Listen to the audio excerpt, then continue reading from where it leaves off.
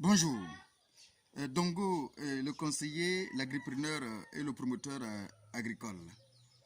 Alors, j'ai fait une vidéo, je crois, avant-hier que j'ai intitulée La polyculture et ses avantages, qui est en train de courir un peu sur les réseaux.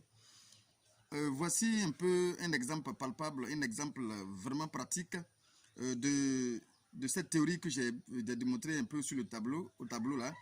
Voici un exemple un peu pratique que j'ai dans ma cour ici en campagne en fait. Alors c'est ce que j'essaie de vous expliquer, c'est quoi? C'est que en réalité, lorsque on veut faire ces cultures-là, surtout lorsqu'on veut se lancer dans l'agriculture, surtout dans les cultures vivrières ou cultures maraîchères, en fait, ce n'est pas, comme j'ai l'habitude de dire, hein, ce n'est pas l'espace qui compte, mais c'est la petite espace que vous utilisez. Je pense que c'est comment faire pour profiter réellement de cette parcelle-là. En fait, c'est ce que j'essaie un peu d'expliquer hein, théoriquement dans cette vidéo intitulée La polyculture et ses avantages. Vous voyez derrière moi, en fait, vous voyez une culture principale déjà qui est déjà, hein, vous le voyez directement, hein, cette culture, c'est ma culture principale. Je suppose que je suis au champ, et puisque ma cour, je considère ma cour comme en général mon labo. C'est ici que je fais presque tout avant de les transplanter dans mes différentes exploitations que je fais. Alors, qu'est-ce que j'essaie de démontrer ici? Par exemple, moi, mon objectif d'abord, c'est dans un premier temps, c'est d'abord produire le chou. Donc, d'accord, je prends d'abord toutes les dispositions d'abord pour que le chou soit ma culture principale. Alors, cette culture principale étant identifiée, je fais le chou. Alors, en même temps que j'essaie de faire le chou, je me dis quoi, est-ce qu'il n'y a pas une autre culture qu'on peut vraiment déposer dans les interlignes je dirais, de ma culture de chou pour que lorsque je finirai mon chou, j'aurai quelque chose d'autre aussi à récolter. Alors, du coup, qu'est-ce que je fais? À moi maintenant de m'organiser. Ça demande encore un certain nombre de travail dans la tête, surtout parce que si tu n'as pas vraiment su faire les choses, hein, tu seras submergé de travail et tu vas voir que c'est pas possible. Tu vas me dire que non, ce sont des choses impossibles. Non, en fait, c'est une question d'organisation.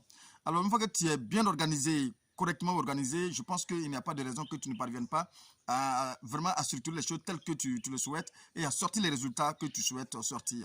Donc, voyez-vous, de loin, vous voyez déjà une culture, c'est la culture de chou que vous voyez effectivement. D'accord, mais c'est la culture principale. Alors, donc, la culture qui va venir après, qui va être maintenant en stand-by, n'est pas la culture, c'est une autre culture qui sera une culture principale par la suite.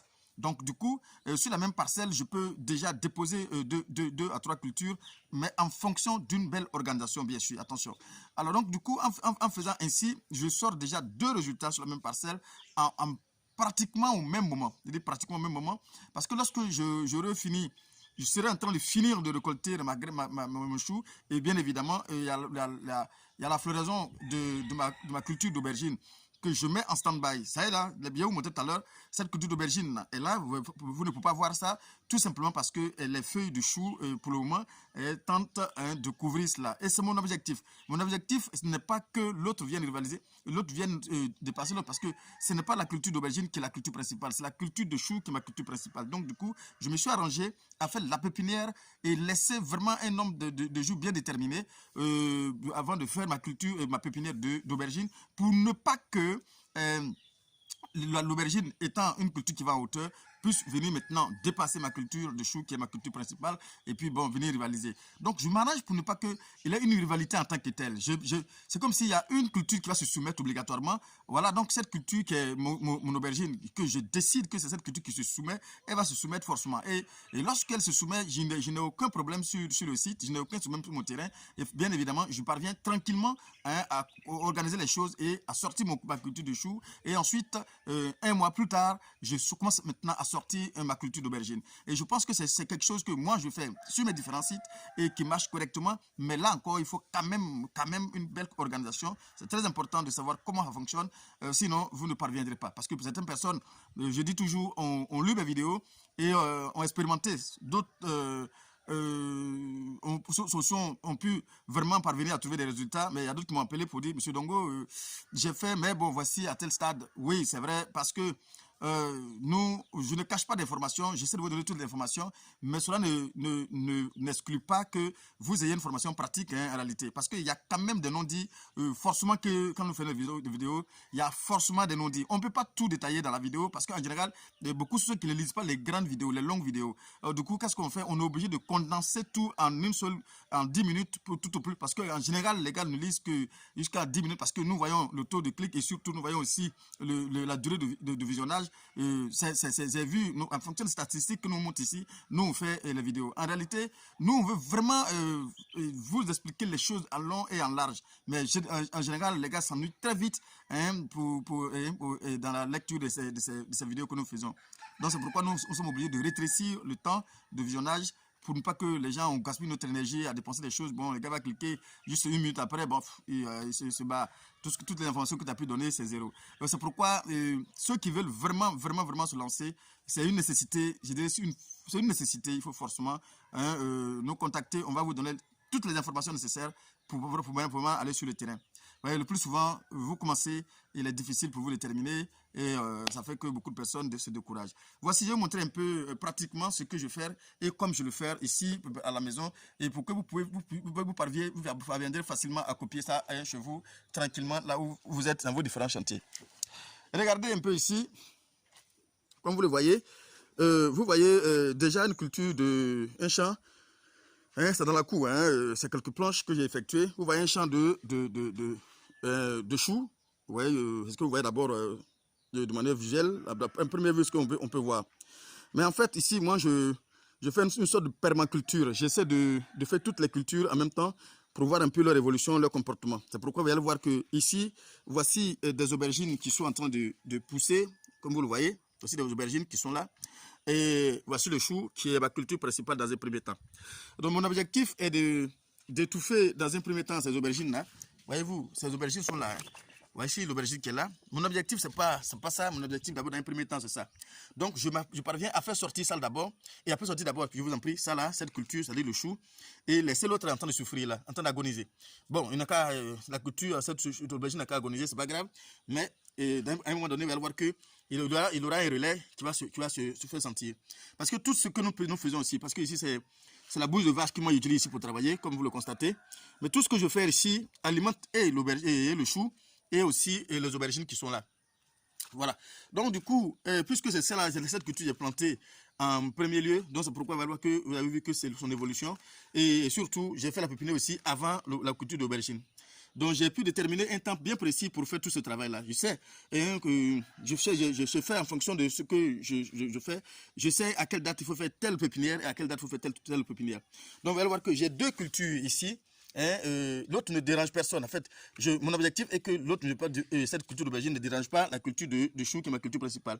Donc c'est ça là qui doit déranger, c'est la culture de chou qui doit déranger la culture d'aubergine. Et ça ne me dérange pas. Alors ici je fais d'autres choses, j'ai même, vous allez voir que il y a des gombos qui sont ça et là sur le site, parce que c'est que le gombo aussi, c'est juste je crois 45 jours après, bon je me débarrasse de ça, je vais cultiver ça et je vais récolter ça et bon, et en même temps je vais me débarrasser de ça par la suite. Donc mon organisation sur ces trucs là, c'est pourquoi lorsque je fais mon programme de travail, je m'arrange à ce que j'ai au moins deux cultures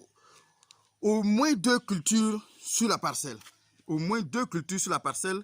Oui, mais là, quand c'est moi qui suis le chantier et qu'on me donne la liberté de suivre le chantier, voilà, je fais mes cultures. Je fais au moins deux cultures sur la même parcelle. Donc, du coup, ici, j'ai au moins deux cultures que j'appelle mes cultures principales en réalité sur la parcelle. L'aubergine et le chou qui sont en train d'évoluer. L'autre dérange l'autre, mais c'est mon objectif. Et vous allez voir, lorsque 3 mois après, parce que lui, le chou, tenez-vous bien, il fait tout au plus 2 mois, je crois, 45, il raconte quoi, 25 jours en pépinière, et je crois 2 mois, 2 mois tout au plus en plantation. Donc 2 mois après, dans 2 mois, je vais enlever ça, et l'aubergine va prendre le relais tranquillement, qui va aussi continuer son chemin encore parce que l'aubergine aussi, c'est parfois 30 jours, 45 jours, ça dépend de l'évolution de la pépinière. En pépinière, 30 à 40 jours, à 45 jours en pépinière, et après on repique. Donc lui aussi, c'est 2 mois et demi après, les premiers résultats commencent, on compte plus 4 mois, tout au plus, on commence à la récolte. Donc, du coup, connaissant le cycle de vie de chaque culture, je parviens effectivement à m'organiser pour sortir en même temps en fonction des cycles de vie, en fonction des cycles de vie de chaque culture. Parce que tout ce qui est ici, il faut regarder aussi effectivement pour mieux faire ton organisation sur la parcelle. Donc, si tu ne maîtrises pas les cycles de vie de chaque culture, tu vas voir que tout va sortir, tout va se fermer à un même moment. Ça va créer, disons, un environnement touffu. Le plus souvent, l'air ne rentre pas correctement et du coup, ça va jouer sur le rendement. Et par contre, si je sais que je connais le cycle de vie de chaque culture, je connais l'évolution de manière pratique de chaque culture, je peux savoir comment ralentir la croissance de l'autre culture au profit de l'autre. Et du coup, je parviens forcément à sortir le résultat que j'attends, le résultat que je souhaite avoir. Voici un peu comment ça fonctionne. Et c'est pareil, c'est pareil pour les aubergines, pour le gombo que j'ai fait ici. Voyez-vous, le gombo semble être la culture principale sur cette planche-là. Et l'aubergine semble être la culture secondaire, la culture en stand-by. Comme vous le constatez. Donc cette culture en stand-by, puisque ça là-bas, ça évolue très vite. Effectivement, le gombo évolue très très vite. Et ce sont des cultures de 45 jours. Donc lui, une culture de 4 mois en réalité. Donc l'autre de 45 jours va évoluer et va étouffer cette culture-là. Mais étouffer ne veut pas dire tuer. Étouffer tout simplement veut dire ralentir sa croissance tout simplement. Et du coup, lorsque je finirai de récolter cela, je ne fais qu'arracher les tiges qui vont rester. Et puis, l'aubergine prend le relais carrément. Voici de manière pratique ce que j'essaie de démontrer un peu au tableau en disant ce que j'ai intitulé la monoculture et ses avantages. C'est pratiquement ce qui se passe ici sur cette planche là aussi également. L'aubergine est en train d'évoluer ici, le chou, pardon, le gombo est en train d'évoluer là, et l'aubergine est aussi en train d'être étouffée. C'est pas grave. Voilà, c'est comme ça fonctionne. Et du coup, j'ai deux cultures dans la même parcelle, sur la même parcelle, au même moment. Et je vais récolter l'autre culture, une culture, et quelques jours après, je commence aussi à récolter les autres cultures. Voyez-vous, ici, ce sont des aubergines que j'ai mis, qui sont en train d'évoluer aussi, de faire le bonhomme de chemin tranquillement. Et voici un peu comment j'arrive à organiser les choses sur les différents sites. Et pour ceux qui, souvent, je me donne de coacher leur champ, je m'arrange effectivement, comme je dis, je fais le coaching également, je m'arrange effectivement à leur permettre forcément de sortir un résultat. Quand on dit coacher, ça veut dire que la personne me laisse la possibilité de conduire le champ comme il se doit. Bon, mais il y a certaines personnes aussi qui, eux-mêmes, bon, je ne te laisse pas vraiment le temps d'exprimer. Du mi-fin, mi-raisin, vous êtes au milieu. Et quand c'est comme ça, c'est difficile vraiment de montrer un bon chemin, de déposer un bon chemin qui permettra de sortir un résultat. Voilà, donc voici un peu comment les choses fonctionnent. Si vous voulez, c'est pareil ici, effectivement, comme vous le constatez, ici, le gombo et l'aubergine. Voilà, c'est un peu partout. C'est ce que je fais. Et avec cette technique, vous sortez forcément les meilleurs résultats, vous sortez forcément un résultat, forcément sur votre terrain. Et ça, c'est obligatoire. Je dis bien c'est obligatoire. C'est rare de sortir perdant dans ces cas de figure-là. C'est rare, c'est rare, c'est rare. Même si une culture, vraiment, comme dirait l'autre, n'a pas donné satisfaction, il y a forcément une culture qui va te permettre de sortir le coût, de sortir de ton investissement. Ça, c'est obligatoire. Mais il faut savoir aussi les variétés d'aubergines aussi à choisir. Parce qu'il y a plusieurs variétés d'aubergines qu'il faut choisir. Mais c'est pourquoi il dit tout simplement, c'est vrai, souvent quand vous regardez comme ça, c'est bien beau et vous voulez copier.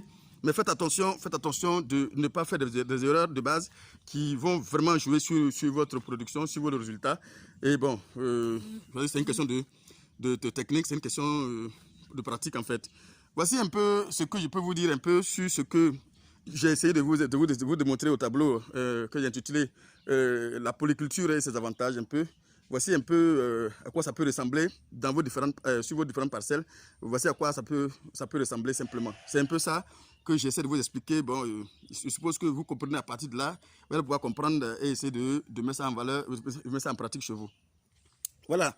Donc, c'est le même Dongo, Dongo, le conseiller et l'entrepreneur agricole, qui essaie de faire tout ce qu'il peut pour vraiment vous aider à lutter contre la cherté de la vie aujourd'hui. Comme vous le constatez, cette cherté de la vie, je suis en train de faire ravage actuellement. En Côte d'Ivoire, ici, on crie haut et fort.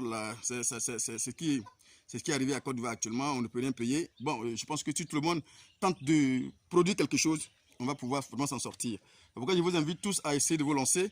Vraiment, lancez-vous. On a besoin de vous, effectivement, pour nourrit le monde actuel, sincèrement. Il faut que vous vous lanciez, il faut que vous lanciez dans l'agriculture. Vraiment, c'est un métier qui nourrit vraiment son homme. Merci encore une fois. C'est le même Dongo et à bientôt pour une autre vidéo. Merci.